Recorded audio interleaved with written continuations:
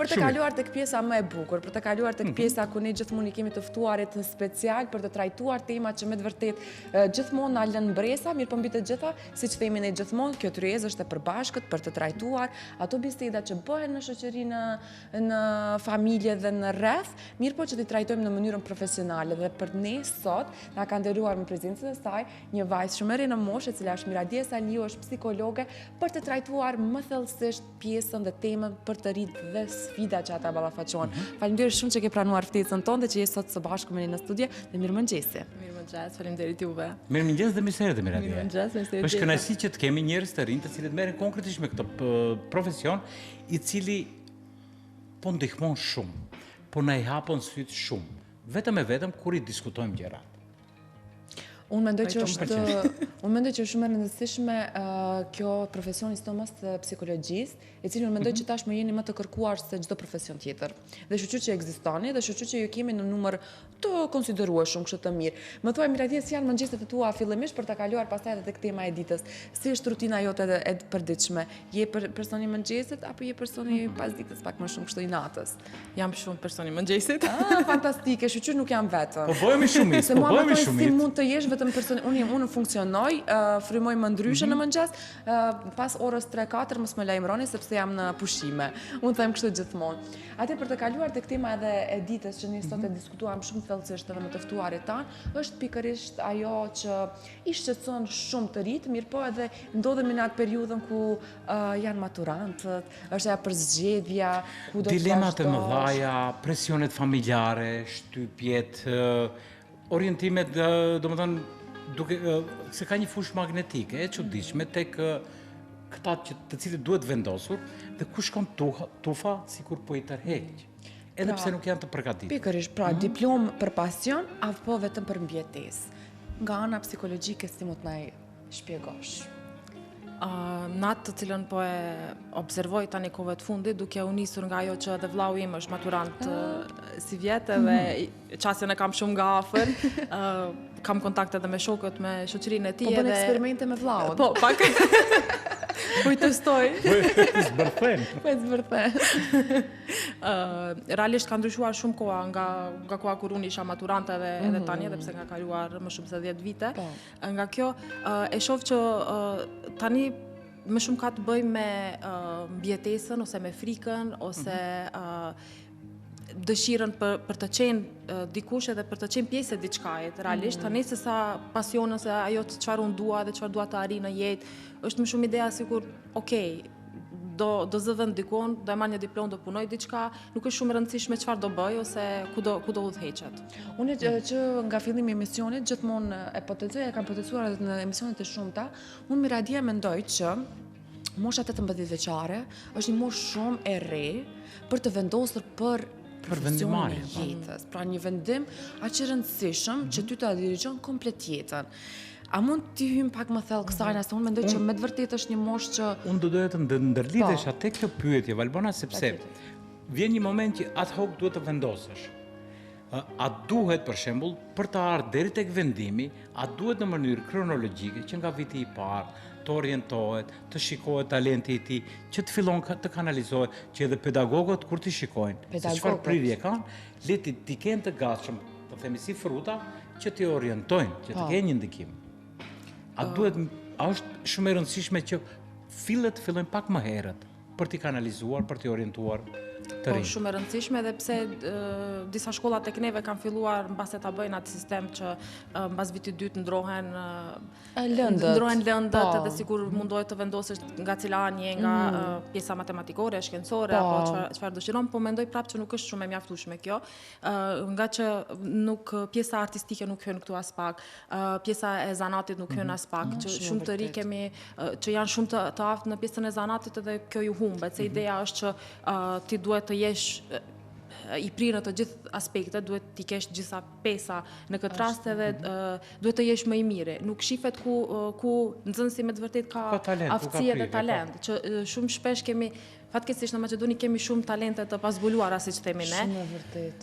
Që as ata vet nuk e dinë. Dhe nëse del dikush me fat që do ja zbuloj dhe do mundohet ta shtyj drejt asaj, mbase do ketë se fat në jetë. Por realisht që nuk e kemi sistemin e kryuar në atë mënyrë që nxënësit dal nga dal ta zhvillojnë atë identitetin e vet. Mosha 18 vjeçare është shumë krizë identiteti ku tamam shkputesh nga ajo rrjedhoja, nga ai fëmia që je rrugtimi dhe komplet kalon në një fazë tjetër të jetës. Një barë shumë të më rëndë. Që nuk janë të përgatitur fëmijët. S'kemi qenë as ne mbase të përgatitur për tu hedh direkt në këtë sistem dhe kemi shumë dështime kur vjen pjesa e universitetit ku duhet të merren këto vendimet. A mendon që është një pjesë shumë e rëndësishme për pedagogët? Sepse unë drejtëroj e storien, unë në shkollë të mesme kam pasur fatin të kem një mentor i cili mua ma ka ndryshuar jetën. Do të them që ajo është një fat dhe nuk duhet të jetë fat, ajo duhet të jetë obligim i një pedagogu. Do më thënë, ka qenë një profesor i përkryer, një mentor i përkryer, i cili të gjithë nxënësve na ka ullur, na ka pyetur se ku don të drejtohesh dhe na ka mundësuar që të kontaktojmë profesorët e fakulteteve të ndryshme, kjo ka ndodhur në vitin e tretë, që ne të fillojmë dalë të profesionalizohemi në drejtimin që duam të marrim. Unë mendoj që kjo është shumë e rëndësishme për pedagogët. Sa i kemi pedagogët të përgatitur për këtë gjë? Si mendon? Të jemi të sinqertë, pa modesti. Ju s'ka gjë, mund të bëjmë edhe kritika, mund të bëjmë, sepse ku jemi për të thënë gjërat pa vërtet, do më thënë gjërat të duhura. Realisht nuk mendoj që pedagogët dhe psikologët e shkollës arrin ta bëjnë punën ashtu siç ato duan, për shkak që miren më shumë me pjesën administrative të shkollës dhe nuk ju jep që nuk është shumë e rëndësishme. Nuk jep kohë për nxënësit, të miret me nxënësit një nga një, që normal është shumë numër i madh i nxënësve nëpër shkolla ku është vetëm një pedagog ose vetëm një psikolog, që nuk është as pak e mjaftueshme për ta përmbledh gjithë atë numër të madh të nxënësve dhe bëhet diçka sipërfaqësore mbase ndonjë workshop ose ndonjë mbledhje me nxënësit, po që nuk është e mjaftueshme se sa koncentrimi me të vërtetë është ata nxënës në ato momente kur duhet ta mbaj atë ligjëratën si diçka obligative që e ka. Pajtojmë tërësisht. Unë do doja ta pyesja duke ditur shumë rrethana që mjekësia thotë sa më pak stres, sa më pak ngarkesa, aq më shoqëri më të shëndetshme do të kemi, por duke ditur rrethanat në vendin tonë, edhe çështjet administrative të shumta, edhe pse shumë profesor i kemi ku duhet të orientohen ose duhet t'i orientojnë, por merren me çështje të themi administrative, se sa leksione dhe shpëtim shpirtrash, sepse dim se këta të rinj do dalin, do të ballafaqohen me një det të turbull. Nuk janë prindërit ata të cilët duhet kujdesur. Duhet të kenë një lehtësim edhe familjarët pas moshës 18 vjeçare për vendosmërinë e tyre. Më thuaj, pse shumica e maturantëve ndihen të vetmuar, edhe pse janë të rrethuar nga tufa, nga shoqëria? Ndihen të pakuptuar mbase dhe kjo mënyra të pakuptuarit i sjell deri në atë vetmi dhe në izolim, edhe pse secili nga nxënësit maturantët kanë grupe të veta të cilat ata i kanë krijuar gjatë kësaj periudhës, po me një farë mënyre bashkohet ose jo me ato grupet. Nga jashtë nuk janë të kuptuar shumica e adoleshentëve, ku po mundon të bëjnë eksperimente, nëse mund t'i quaj me veten e tyre se çfarë ju pëlqen, çfarë duan të bëjnë, ku duan të shkojnë, dhe këta nuk janë shumë të pranuar nga rrethi zakonisht. Sidomos nga familja ndonjëherë. Familja të neglizhon ëndrrën. Fakt se janë frikrat e tyre të cilat i projektojnë tek fëmijët. Por e thënë një gjë shumë të bukur, pak para se të fillojmë emisionin. Pra, si ishte ajo thënia? Po, ishte thënia e Jungut, po, i cili thot bara më e rënda një fëmije janë jetët e papërjetuara të prindërit. Po, pikërisht unë dua të fokusohem këtu sepse është, domethënë, është një imponim i heshtur, dëshira e prindërve, një ëndër që se ka realizuar dhe mundohen nëpërmjet fëmijëve ta realizojnë. Po, realizojnë. projekcion direkt. Është domethënë një teori që ne asesi nuk po mundemi ta, unë them zinxhirin që nuk po mundemi ta shkëputim. Si mundet të informohen, në fakt të informojmë edhe ne edhe prindërit që ëndrat e tyre të parealizuara le të mbeten një sirtar, apo le të punojnë, pse jo, sepse në moshën 50 vjeçare ti mund të ndjekësh ndonjë hobi, ose ta bësh profesionin e ëndrës që ke dashur ndonjëherë, ta bësh edhe si një punë të dytë ose të tretë. Varësisht, domethënë, mund ta realizosh atë që e ke për sundim, mirë po si ta bëjmë një shkëputje nga ëndrat e prindërve tek ëndrat e fëmijëve. Shumë e vështirë kjo, që thae. E pa mundur do shta duke. Baza fillon normal nga atashimi, i prindërve së pari me prindërit e tyre, që është shumë e thellë, e pastaj është ai projeksioni që vjen atashimi që ata e krijojnë me fëmijët. Është shumë e vështirë mbase për prindin ta shkëput veten nga fëmia. Okej, fëmia është një pjesë e jotja, është një pjesë mbase shumë e rëndësishme e jotja, por nuk je ti fëmia. Është individ në vete. Individ në vete, te neve pak kjo është e vështirë për t'u kriju, edhe sa fëmijë kanë fatin të arrijnë të krijojnë një identitet të vetin për krah kësajna, nuk e di, është shumë e vështirë. Unë dua të ndërlidhem, sepse do të kalojmë një herë tek maturantët, do të kthehemi tek tema. Jo, se kemi shumë pyetje për këtë temë. Por unë kam edhe një pyetje shumë të rëndësishme, unë kam biseduar shumë shpesh me drejtorin, dhe kjo është pak një temë më e mërzitshme, të them kështu, e prekshme do ta quaja, sepse fëmijët, unë mendoj, nuk është sistemi i perëndimit që duhet të dalësh dhe të jetosh vetëm, por unë mendoj që në moshë të caktuar, mos të jetë 18 vjeç të shkëputet nga familja, por le të jetë në moshë 24-25. Më thuaj të lutem, sepse shiko, pavarësia është shumë e rëndësishme, shumë e rëndësishme për jetën që do të krijojnë. Unë nuk dua as pak ta bëj këtë bisedë të ndjeshme, mirë po rasti kur prindim ka ndruar jetë, unë domethënë kam thënë aty kjo u krya gjithçka, domethënë nuk kam jetë. Është pikërisht kjo pjesa ku ne kemi të vështirë, pastaj të ndahemi nga sistemi familjar që jemi mësuar, sepse është gjithmonë aty mami, babi, bëjnë punët e shtëpisë, ne ndihmojmë diçka në konton të lirë. Domethënë është kjo pjesa më e dhimbshme kur prindërit nesër nuk do të jetojnë, është cikli jetës dhe neve aty domethënë na përfundon gjithçka. Nuk kemi edhe hapat si ti marrim. Është problemi i ballafiqimit me realitetin, sepse jemi mësuar të tillë. Sepse nuk kemi pavarësi të fëmijëve. Unë do doja te kjo pyetje, unë do doja që dikur sistemin perëndimor ne e kritikonim, sepse na duke absurde, si ka mundësi që fëmia të pagon qira në shtëpi të vet, si ka mundësi fëmia në 14 vjeçar të del që të punon të paktën 2 orë në ditë dhe ato para t'i mban për shpenzimet për nevojat personale. Unë mendoj që në këtë kohë, pa kohë ta quajmë, që po heci me hapa gjigant, unë mendoj që edhe tek ne duhet fillohet të implementohet ky lloj sistemi i pavarësisë 18 vjet. Për fëmijë, më herët, jo të paguajnë qira, por të fillojnë të punojnë, që kur të vjen momenti D-Day, ta quajmë ditën D, për të ballafaquar, vetëm i kanë kaluar këta. Sepse unë jam sigurt që edhe Edin Miradje, sepse tash po diskutoj. Po, është një diskutim. Është një temë, kështu që kemi shumë për diskutuar. E kemi të pranishme, studenti tek ne nuk punon. Ne domethënë studentët fëmijët, të ne fëmijët dhe studentët nuk punojnë. Unë kam pasur fatin që të kem një shoqëri që kanë ardhur nga vende të tjera që kanë punuar në Shkup, përderisa kanë studiuar. Mua prindërit nuk më kanë lejuar këtë gjë. Tash ta ndërlidhem kështu të gjithë këtë pjesën. Unë po ndërlidhem ma që unë jam rritur me një familje të cilët unë nga mosha 17 vjeçare, veç se punoj tani. Okej, ka qenë biznes familjar që i kemi ndihmuar, po është krijuar ai koncepti i punës, dhe mendoj që është shumë e rëndësishme për të rinjët në një moshë të herët të bëjnë punë mbase që janë të përshtatshme për moshën. Nuk them që ti marrë gjithë barat, ose përgjegjësi të cilat nuk i takojnë, po të paktën është shumë e rëndësishme që t'ja mbjellin fëmijësat idenë e punës, nga që mbas një moshë shumë të madhe, nëse mund ta them, në të 30-tat, mbase është shumë e vështirë të implementohet ajo ideja që duhet të shkojë në punë, që duhet ta mbaj familjen, që duhet t'i marrë gjithë ato përgjegjësitë. Që nuk din t'i lanë rrobat. Pikërisht, edhe pastaj ndahen në dy. Femrat kërkojnë mbase të martohen dhe të krijojnë një familje dhe burri të kujdeset për to, ndërsa te meshkujt ndodh që kemi shumë meshkuj që janë mami's boy, siç e themi, të cilët i kanë gjithë u tha. Është e vërtetë, është domethënë e vërtetë. Është vajza që kërkon mbështetje, domethënë nga shtëpia tek martesa, është djali që kërkon domethënë shërbim, shërbim është, ajo shërbim, një shërbim që e kërkon nga familja, pastaj tek martesa.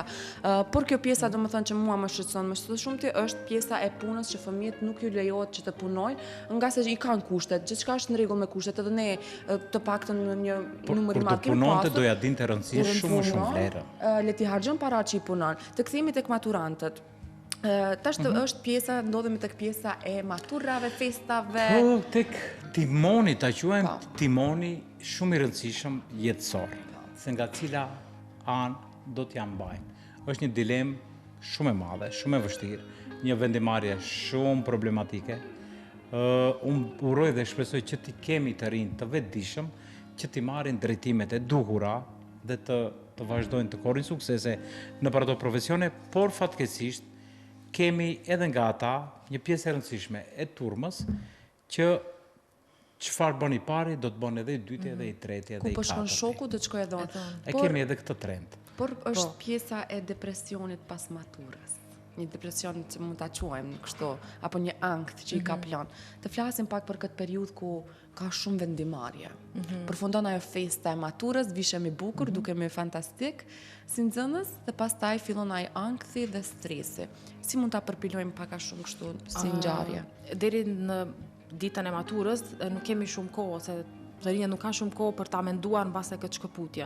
Edhe ideja është që duhet bëhem gati, çfarë do vesh, me këtë do të shkoj, do e kam partnere, e si do jetë, çfarë do ndodhë, si do dukem, dhe është ajo ikja faktikisht prej realitetit, nuk ka shumë kohë ta mendojnë edhe pse, do shkoj në këtë universitet, në atë këtë i bëjnë ato, i mendojnë ato gjërat, po tamam kjo depresioni që e the ti vjen pasi që mbaron ajo, nga që gjithçka shkymendrita, gjithçka heshtja. Të thuhet çka tash. Çfarë do bëj tani? Është ajo është bëshlloku që vjen pas asaj. Pas një rutine të zhurmshme dhe fillon qetësia, sustanca. Shkputja prap do lidhe me atashimin, normal se njëjtë si fëmijët e mësojnë atashimin nga prindërit, edhe këtë e përçojnë edhe në rrjetet e tyre shoqërore në këtë rast, që është bëhet për shumicën e të rinjve të bëhet shumë e vështirë ndarja nga shoqëria, ndarja nga shkolla, në varet si ka qenë ajo lidhshmëria. Por është një depresion. Unë e kam përjetuar.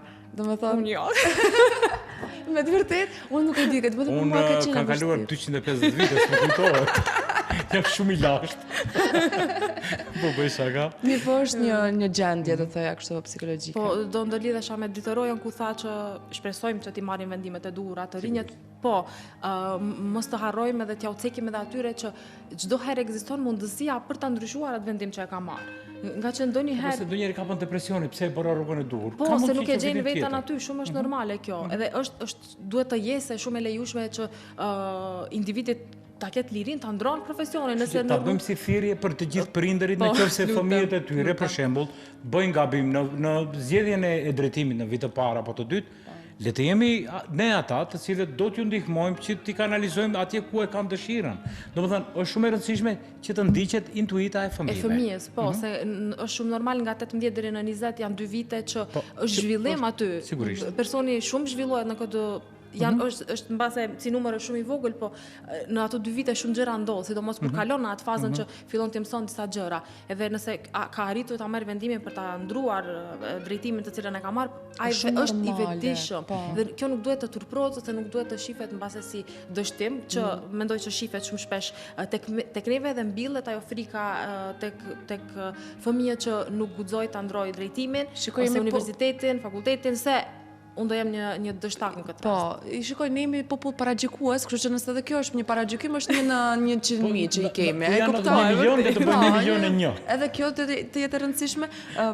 Më thuaj, doja të ndërlidhesha tek pjesa e studentëve, pikërisht nga ata që duan të pauzojnë. Është sistem amerikan, unë e di, tash është puna që ti marrim këto sisteme të ndryshme, ti zbatojmë implementojmë në mënyrën tonë, në kulturën, traditën tonë, sepse nuk dua të shtingëlloj tash që ne duam të bëhemi europianas pak, por është mua që më pëlqen shumë pauza. Nëse një fëmijë është pak më i turbullt në vendimet e tij, është gap year. E merr një gap year, do të thonë një vit pauzë. Një vit të pauzon që të reflekton mbi atë, sepse dikur ekzistonte ushtria, pasi përfundonim për meshkujt në përgjithësi, ishte ushtria ai viti gap year, viti i hapësirës, që pas shkollës së mesme kalonim në ushtri një vit, para përgatiteshim dhe ballafaqoheshim me gjitha problemet e jetës, të shumta, me lloj-lloj natyre dhe lloj-lloj njerëz me mendime të ndryshme, dhe pas asaj dinim të gjikonim shumë më mirë se sa prej vitit 4 direkt në vit të parë. Në studime. Po, Ishte një leksion i mirë diku. Koha ka qenë ashtu edhe të gjithë keni funksionuar në atë mënyrë pak a shumë. Tani nuk e di sa e kisha preferuar unë këtë që e tha e ti, është shumë e rëndësishme. Për ata që janë të turbu, po, shumë është e rëndësishme ajo gap year që po thua, por nuk e di të neve sa funksionon me të vërtetë si vit për të reflektuar mbi atë. Kam mbase një rast të afërt, e cila vendosi të bën pauzë dhe filloi të punojnë brenda asaj kohe. Dhe puna dhe kështu që normal, nuk ka më dëshirë për ta vazhduar. Nuk them se duhet me patjetër mbase të vazhdohet, po. Jo se ne jemi krejt master dhe me doktoratura. Shputja tek neve nuk e di. Po, jemi në fund. Sekondat të fundit kërkoj ndjes, sepse kur ai kërkoa, unë do doja një mesazh prej teje. Sepse i ke kaluar të gjitha. Duke filluar nga vllau. Po, jo, për të gjitha ata prindërit të cilët i ndjekin që t'i lën fëmijët të rehat, le të ndjekin ata intuitën e tyre dhe çfarë do ju thoshe fëmijëve në përgjithësi edhe prindërve për frikën, për ëndrat që duhet i ndjekin, edhe për jetën që do të ballafaqohen. Është e pranueshme gjithçka që ata ndjejnë momentalisht, gjithë kjo frikë, konfuzion, gjithçka që është duke kaluar tani është shumë e pranueshme dhe është shumë e kuptueshme. Është një fazë e cila do të kalojë, jeta do marrë hapat të tjera dhe do ballafaqohet me gjëra të reja. Do ju kisha thënë që ta dëgjojnë pak atë frikën, se çfarë ju thot, po ta dëgjojnë edhe pjesën e intuitës, se ka dhe gjëra të bukura atje që ndodhin. Nuk është vetëm frika se çfarë do ndodh pas kësajna. Ndodhin gjëra të bukura, mbas edhe më të bukura se sa i kemi përjetuar në periudhën e shkollës së mesme apo në periudhën e adoleshentës. Ndërsa për prindërit do i kisha thënë që është shumë e nevojshme që t'i këshillojnë fëmijët, normal mos t'i lejnë vetëm, por ndërkohë edhe t'ja u lejnë hapësirën për ta ndiqë ato intuitën e tyre. Gjithçka ndodh për një arsye. Prandaj duhet edhe të gjithë të ndjekin ëndrat. Mirëdije ishte kënaqësi shumë e madhe të kemi në studio. Këshilla të mira, të arsyeshme. Unë të drejtoj flasim shumë mirë, po jam e bindur që do të kemi sërish në studio për një temë tjetër, me një aftësi më të madhe. Shumë kënaqësi për mua. Faleminderit. Miq të dashur, ne këtu po e përmbyllim emisionin për sot me datën 14 maj. Uroj dhe shpresoj që do shihemi sërish nesër në 15 maj. Mos harrojmë ditë e premte. Në qershor do ta bëj një diplomë ty drejtor, që ke qëndruar dhe ke mbijetuar me mua në studio për një sezon. Fantastike si gjithmonë Valbona. Shihemi nesër një të kohë, një të vonë. Deri atëherë miq dashur, mirëmbëjtje. Mirëmbëjtje.